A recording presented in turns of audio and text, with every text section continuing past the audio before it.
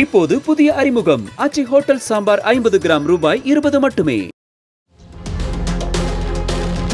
சென்னை மாதவரத்தில் உள்ள தமிழ்நாடு கால்நடை மருத்துவ அறிவியல் பல்கலைக்கழகத்தில் சுமார் 2 கோடியே 85 லட்சம் ரூபாய் நிதி முறைகேடு நடைபெற்றுள்ளதாக பல்கலைக்கழக இயக்குநர் கார்த்திகேயன் ஆவடி காவல் நிலையத்தில் புகார் அளித்துள்ளார்.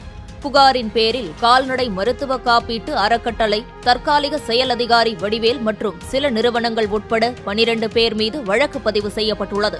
பல்கலைக்கழக மருத்துவ காப்பீட்டு அறக்கட்டளையில் கடந்த ஆண்டு நடத்தப்பட்ட ஆய்வில் 2021ஆம் ஆண்டு நிதி முறைகேடு நடைபெற்றுள்ளதாகவும், அதுகுறித்து செயல் அதிகாரி வடிவேலிடம் கேட்டபோது அவர் விசாரணைக்கு ஒத்துழைக்காமல் நிதி முறைகேடு தொடர்பான அனைத்து ஆவணங்களுடன் தலைமறைவாகிவிட்டதாகவும் புகாரில் கூறப்பட்டுள்ளது.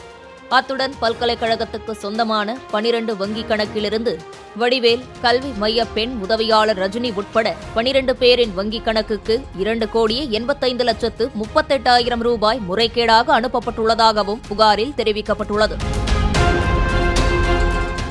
இப்போது புதிய அறிமுகம் ஆச்சி ஹோட்டல் சாம்பார் 50 கிராம் ரூபாய் 20 மட்டுமே. பிளே ஸ்டோர் மற்றும் ஆப் ஸ்டோரில் இருந்து பாலிமர் செயலியை QR கோடு மூலம் பதிவிறக்கம் செய்யுங்கள். செய்திகளை உடனுக்குடன் பெறுங்கள்.